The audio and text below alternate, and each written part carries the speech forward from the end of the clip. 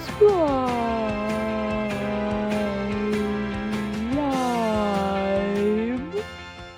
Look, kids, Big Ben, Parliament.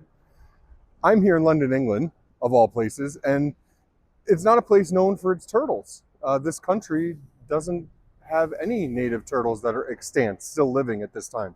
But there is a huge collection of turtle-loving people, and we're here for them because on this trip, Chris, Casey Leone from State Tortoise, Tony Monahan of the Turtle Lovers Guidebook, and myself have been asked as an American contingent to come to London to speak to the turtle nerds here. And I say that word, I use that word as a very endearing term. So far, all signs point to me being an uncultured American. Culture shock of even just being here in London is crazy. And yeah, looking forward to seeing all sorts of turtles. And of course, I'm bringing you with me.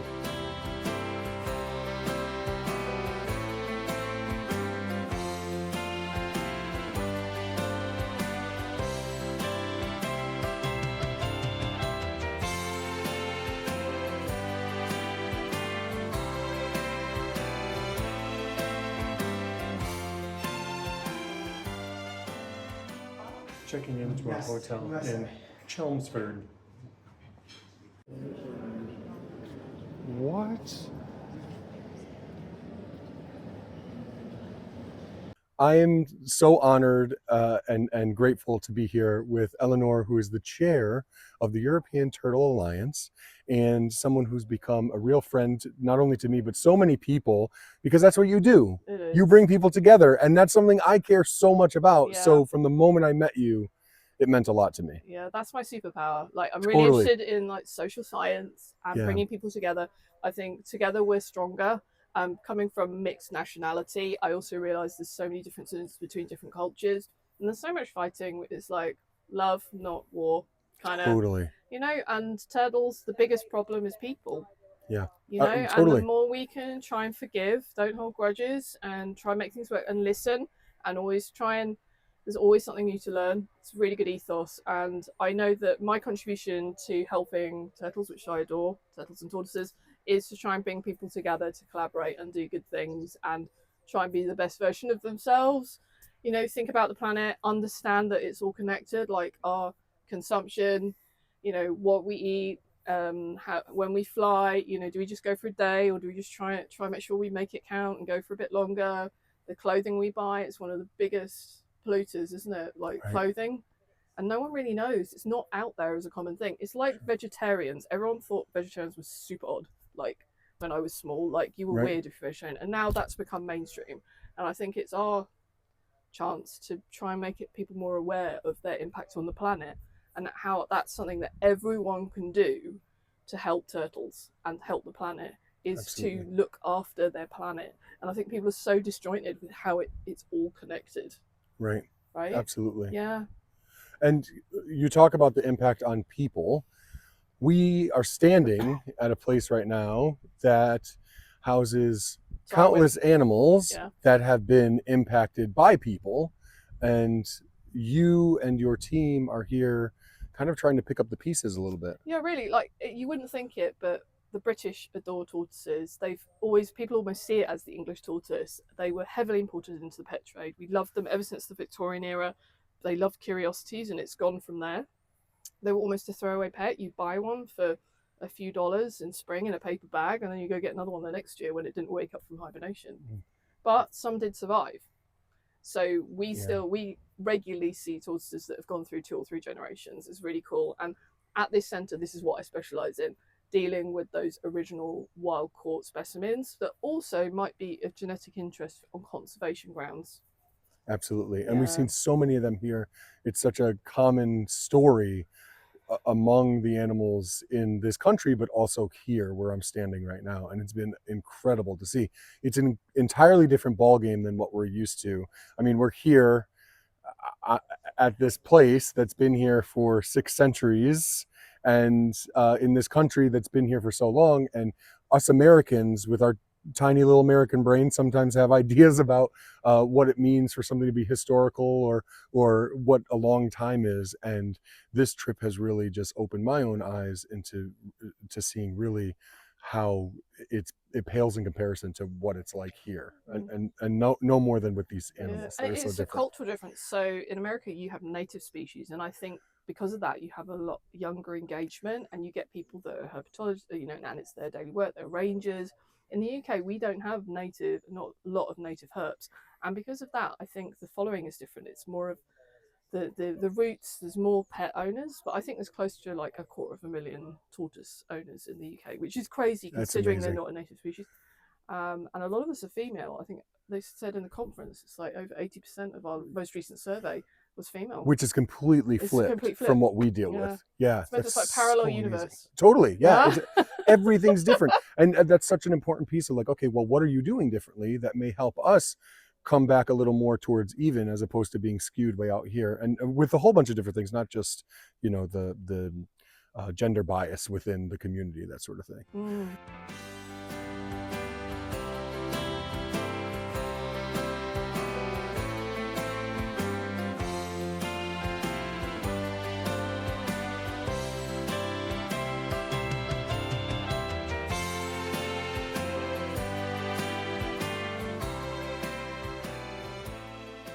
So I'm here in Eleanor's greenhouse, and I can't help but notice this amazing poop. Yes, I said it, amazing poop. You got it right. He got poop! Sometimes poop can tell us, all times really, poop can tell us a lot of things. And sometimes it tells us what we want to hear, which is, this is a healthy tortoise. And that's what this poop is saying. It is absolutely amazing, well-formed. Good poop for a lot of these like grassland species, maybe more like look like a wet cigar, sort of. This poop is really well formed and hard. That's what you want to see from your tortoise poop. You want your tortoise poop to look just like this. And these Testudo here, for them, that is the best looking poop you can see. I'm sorry, I had to do it because it's true. Like that big. He's such a big radiated. He's a Victorian as well. Wow. How long do you have him? Look at the size of that thing. I feel like he grew since the last time I saw him. He did. Look, you can see the new growth. Yeah, the fresh growth. Yeah. But he's perfectly grown. I'm a bit annoyed because we tried using a bit of the Missouri, but because it's got molasses in, they did bolt a little bit. I'm really angry. But other than that, I think it's okay.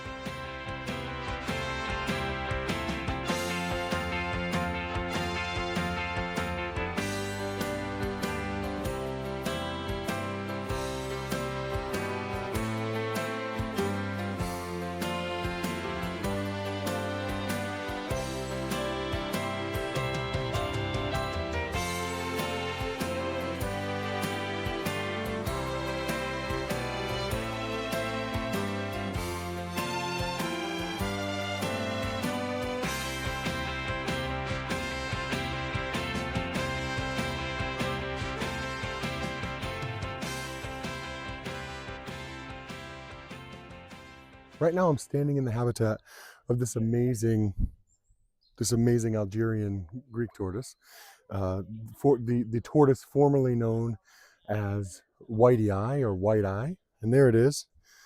Wow, what an amazing animal. I've never seen one of these until this trip, and they're here in the UK. And this is just a good illustration of the fact that the UK over the years has had a very different experience in terms of what animals the people here want, and what animals have been imported for decades and decades and decades, sometimes in droves. And Whitey-eye is a species that's not really in the US. There might be one or two, large unidentifiable Greek tortoises that people maybe want to call marginateds or Ibera, Asia Minor tortoises, that sort of thing. But these are special. They're not officially recognized as Whitey-eye anymore. Now it's something else. But this is a special tortoise, and one that I've never seen, regardless of what it's considered. There's a lot of these large tortoises that would have formerly been called Whitey-eye. So, wow, that's really cool. And this overcast just makes for these wonderful shots. There's also a little bit of a mist in the air that's kind of making their shells a little bit shiny. It's really cool to see them like this. It's really cool to just see them like anything, in any way. it doesn't matter. It's just cool to see them. So this is Joey, and I was just talking about him, the Algerian tortoise, this large testudo, formerly known as Whitey-eye, Testudo greca, Whitey-eye, and he's a special tortoise. So there's a lot of old tortoises here. There's a tortoise here that's over 100 years old, and Joey is potentially a centurion himself. He was with the same woman, kept with the same woman for 70 years. 70, not 17. 17 would be crazy. 70 is just, you can't even imagine what that means, right? And that's one thing, just even coming to England in general, the concept of time is just different. The place here that we're at, the house that has been here since 1425. It's exactly 600 years old. The building here that we stayed in and had dinner in last night, and it's kind of fitting because we're here for tortoises, and that's kind of the situation with tortoises too, where there might be a centurion tortoise, a 100-year-old tortoise in all of the US, and here they're actually quite common considering how rare something like that should be. So it's amazing to meet these amazing tortoises that have such an amazing story to tell. I love you. I don't know if you love me, but I love you. Enjoy the rest of your day. Enjoy the next 100 years. So when we look at the history of animals in the trade here in the UK, we see a lot of older animals that came in. Even when they came in, they were already adults. They were wild caught animals that were brought in, mostly Mediterranean spur-thighed tortoises, or as we Americans would call Greek tortoises. And those animals have lived a really long time. They've actually fared pretty well. Obviously, there was lots of death and suffering for those animals, but they actually fared well. And we see a lot of those animals have been around for 60, 80, even 100 years, like some of the tortoises here at Eleanor's place. But looking at this one here, now they're being replaced with smaller captive bred, which is great, captive farmed Hermann's tortoises and the like, and they're raised really quickly before they're then sent out to new kind of unsuspecting homes. And these animals aren't faring well. We saw a lot of reports on that at the amazing conference that the European Turtle Alliance put on here while we were here in the UK. And that's sad. And you look at this animal that has defied the odds and made it this far, has now been rescued by Eleanor. And this is a lucky one, not only because it's made it this far, yes, even given the poor growth that it has once it reached captivity here in the UK, but because this will now be placed in a new home. And something Eleanor said really stuck with me. These guys, what she'll do is try to find a new home that doesn't have a tortoise. And that's kind of backwards for the thinking that we usually see in the US. But when you really think about it, it makes sense. These are not communal animals that need to be with other animals. And a one tortoise home is going to just dote on and take care of that animal. And if it's somebody who really cares, doesn't matter if they kept a tortoise before. There are a lot of people with tortoise experience that still don't know what they're doing. So you're looking for somebody who's going to keep this animal alone and take care of it. And the big reason for that, in addition to the fact that they're not communal, is because there's a lot of disease right now in captive tortoises, especially. Mycoplasma is something that is just, you can almost guarantee it's in captive tortoises. So why spread around disease when we don't need to? Give this animal a great chance at life with a family that's going to take care of it and love it and keep it the right way, like you see here with these lush pens full of natural grays and just a very good climate for them. I'm going to put you down so you can get some food, and that's some food for thought for all of us.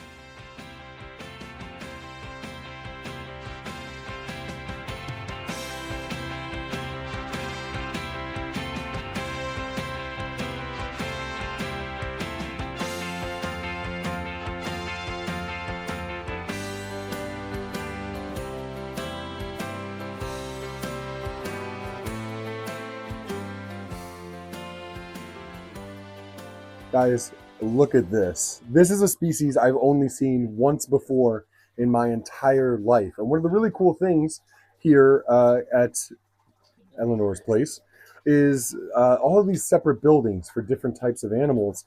And this is definitely a different type of animal. It's here in a building that has a bunch of hatchlings, and they're kind of off to the side in their own place, just to make sure, disease transmission and all those things that we think about and try to safeguard against. This is a tricernate hill turtle Melanocheles tricarnata, and they're a species from Southeast Asia, from India, that is really well known by collectors and poachers, unfortunately. And it's a species that's now more commonly being found in the illegal trade.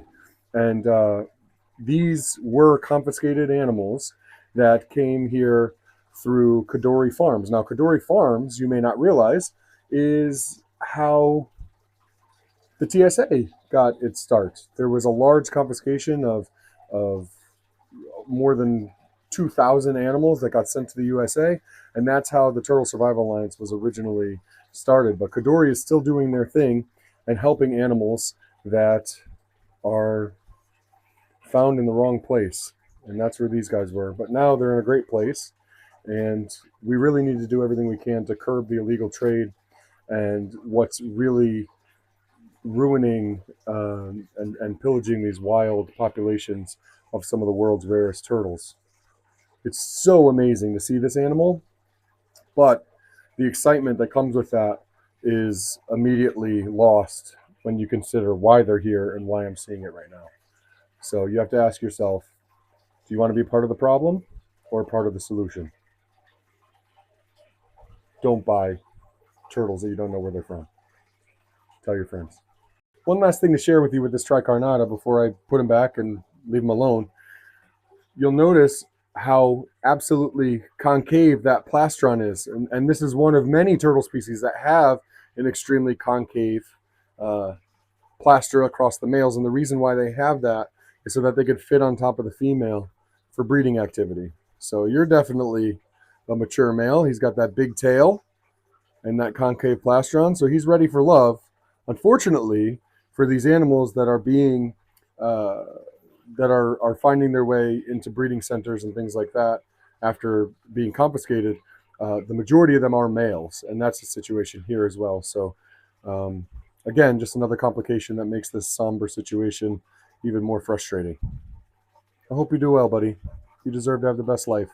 I'm here with my new friend, Beth. Hello. Who has been so lovely, so lovely and helpful in my time here in the UK, the past better part of a week, the past few days. And Beth and I have a shared interest, not just in turtles in general, but what is this turtle? This is Spengleri. This is Hamish. That's his name? Chap. Yeah, he's called Hamish. Hamish, what a cool name. Awesome. And you're a Spengleri lover just like I am. And Yes. You guys who watch the channel know that I obviously love these leaf turtles. Yeah, so do you help care for this turtle or? Not hugely. This is not mine. This is one that lives here at the centre. He's a sort of dalliance. He's not a rescued animal. This is one that was a planned purchase, well loved and looked after, planned for, essentially. Knew what we were going to be getting. So That's wonderful. There's a lot of thought gone into this animal. And he actually came from my good friend jusTURTLES from the Netherlands, who is an exotics veterinarian. He's a zoo veterinarian, and he also loves several of the same turtle species I do, including leaf turtles, Geomyda japonica and Spengleri, like we have here. I'm sorry, I scared you, Hamish. And what is it about them that you love? They're definitely characters, aren't they? I mean, you can sit down and they're just looking at you with those big, big eyes, kind of like crackheads, really. But we mean that in the most endearing way possible. Yeah. I don't think there's many species that look at you the same way, you know? Yeah, it's true. Yeah. It's true. Look at this one right now too. And we're in the hatchling room with all these small turtles, and there's only so many. It's cold out right now. It's chilly. There's only so many you want to pull out right now from the slightly warm room especially compared to out here, out into the cold. But this one, they love the cool temperature. So it's not cold, but it's cool. How often do you see me wearing a hoodie? So anyway, thank you so much for sharing. And again, welcome. Thank you for everything you do. You are a real turtle hero and a hero of mine, and I appreciate you so much. Try our best. I know you do.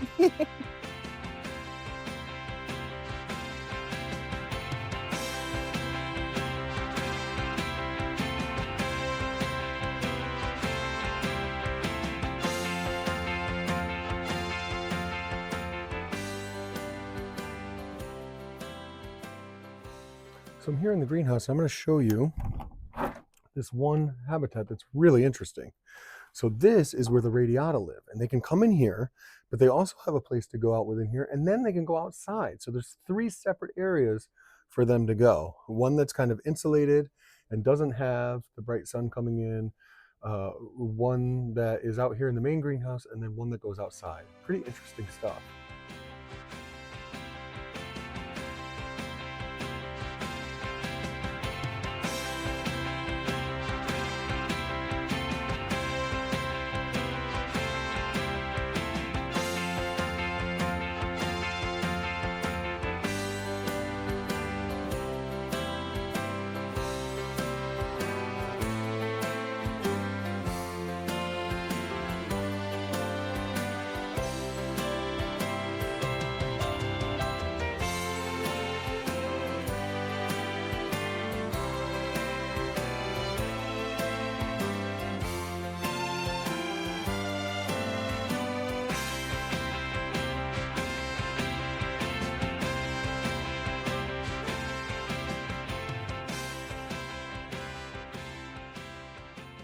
So I'm here with a true turtle hero and one of the most knowledgeable turtle experts in the entire world, especially just like all turtle species.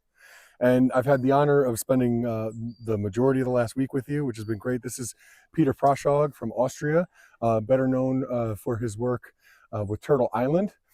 They're doing amazing work to save species from all over the world. So be sure to look them up and send support for the work that they're doing. But Peter, I wanted to ask you about this tortoise that you're holding here. What is this tortoise? It's a very special tortoise, I would say. We don't see this in mainland Europe. And those tortoises, they got imported or exported, imported into England decades ago. So Eleanor said that this guy here is for at least 70 years in captivity. Right. And they come out of Algeria, North Africa. They grow very large. They grow up to 30 centimeters and even larger. Wow. And they're called the Whitey-eyes, which is an interesting history because Bennett described Testudo Whitey-eye in 1836. Everybody forgot about it, and then A.C. Highfield, an English gentleman now living in England, he came up with the idea to put that tortoise together with the Tunisian tortoise, the Namboilensis, into an extra genus, Furzulachelis, which didn't get accepted. But Furzulachelis is still an accepted subspecies of graykar. And those things, they don't have a known name. Nobody really knows what it is, besides that they're coming from Algeria, that they grow very large. And actually they are today whiteys, because what used to be a graykar is now a whitey-eye. And what used to be a Susensis is now the graykar, because they found out that the holotype of the graykar is coming from the Sus Valley and not from the more eastern part of Morocco. So very complicated history. I don't think they have ever been genetically tested, so we don't know actually what it really is. There are a few specimens left in England. They are very, very old. So it would be a very good idea to round up a breeding group and try to keep them thriving While they're still here. And it brings up an interesting conversation that Chris and Chris Leone and I had with Eleanor while we were driving here just about an hour ago, which is you have to think about the ethics of working with these older animals, right? And the stress it puts on them, because not all of these animals are still doing well. They're very old, 60, 80, 100 years old, but they've been here for a long time. And if we don't act now and try to do something, all these animals that have been here for all these decades, all these generations, won't actually potentially contribute to the future of their species at all. And I think that would be a really sad part of this really long history for this animal here in England. That's a very old boy, but in brilliant shape. He's heavy like a rock. Yeah. You see the big spurs here? That's what makes large tail for a graykar. That's a very beautiful creature. That's what makes him a spur-thighed tortoise.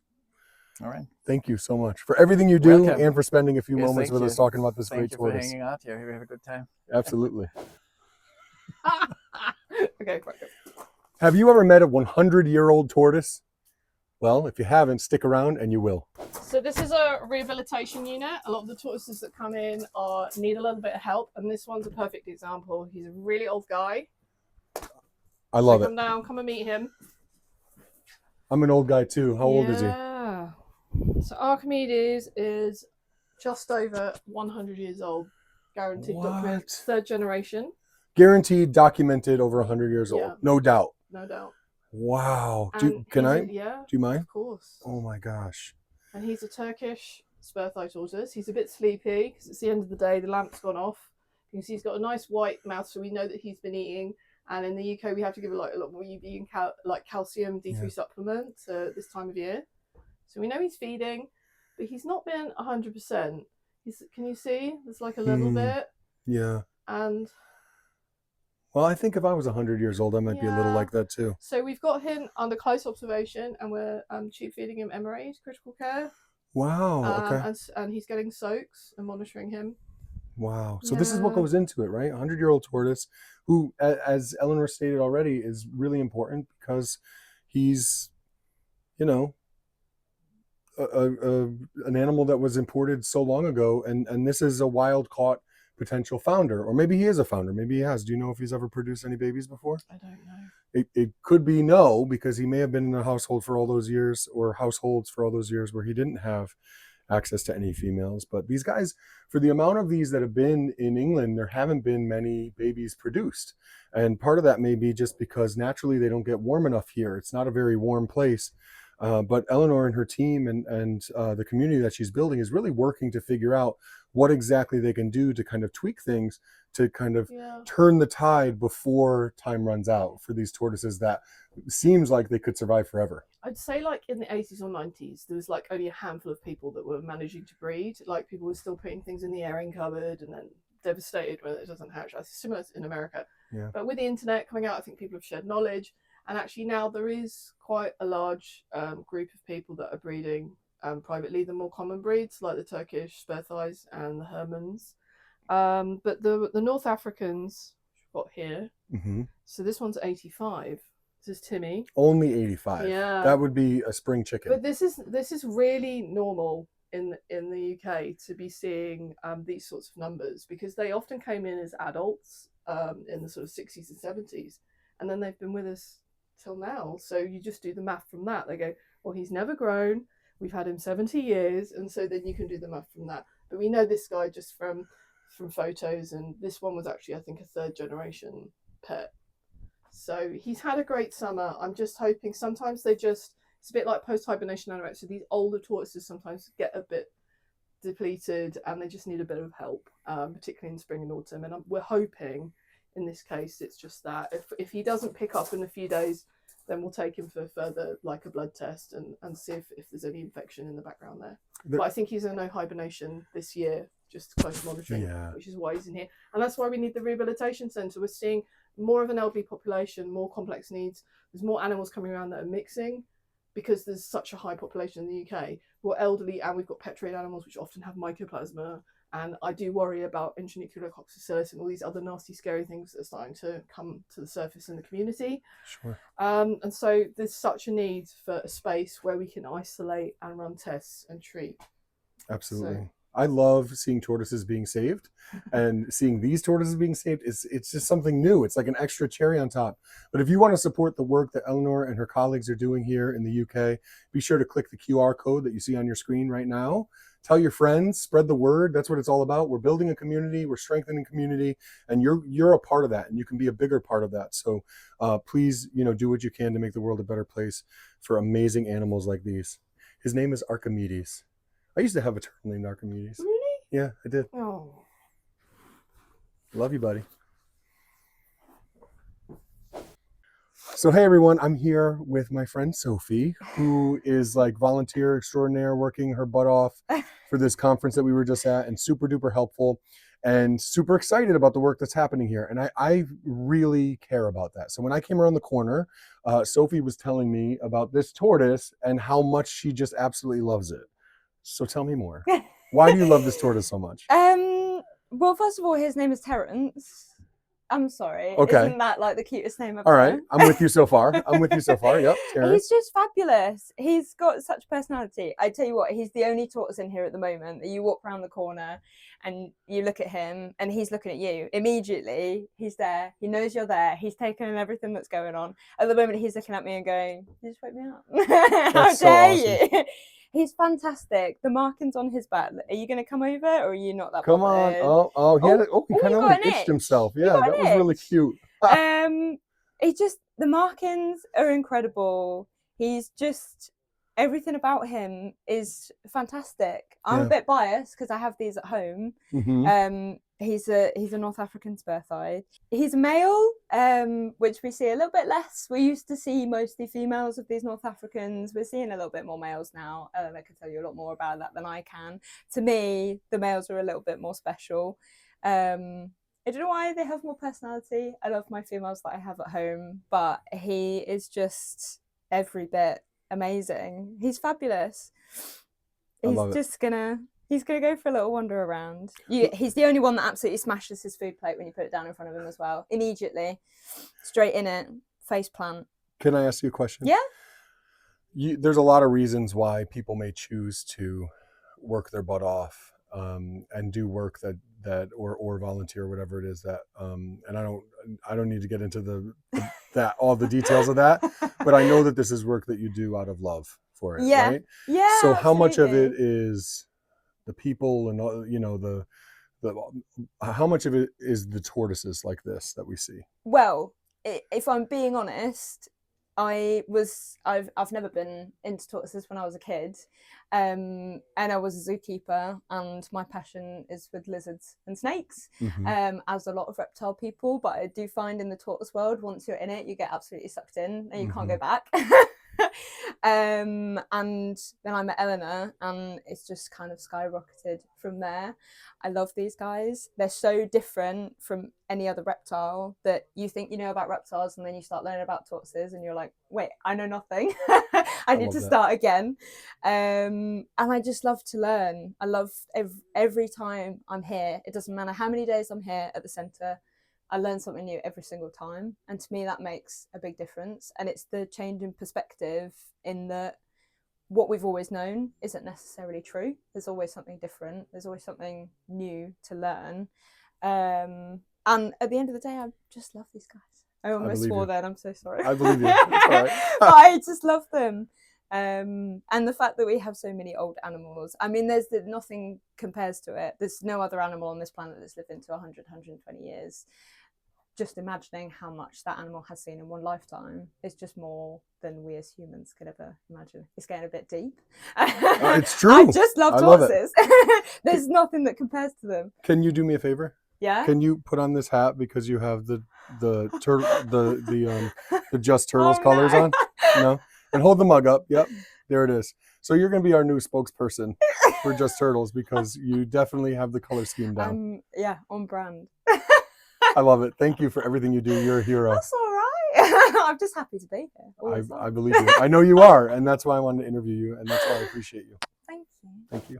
You know, when I think of all the turtle-related things that I get to do across the country and now in different parts of the world, it's impressive to just see. It's incredible. It's unbelievable to see how many things that are done differently, different ways, and how many people are out there just dedicating their lives to saving important turtles like these.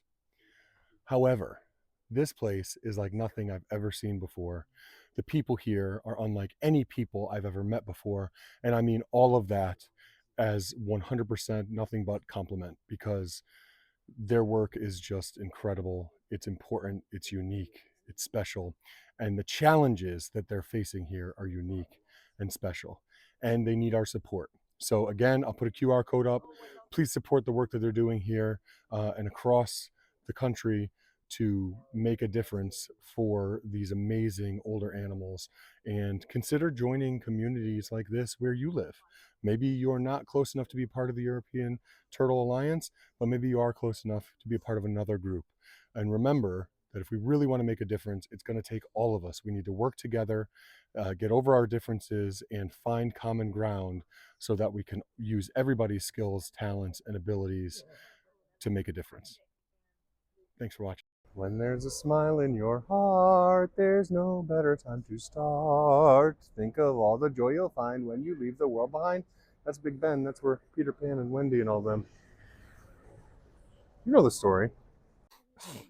I heard that now that we're done filming, someone cut open some cantaloupe and made some sandwiches. Cantaloupe sandwiches? Oh, cut open some cantaloupe and made some sandwiches. You shall not pass.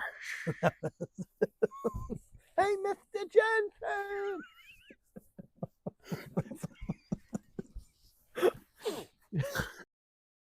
Hit subscribe, join the crew.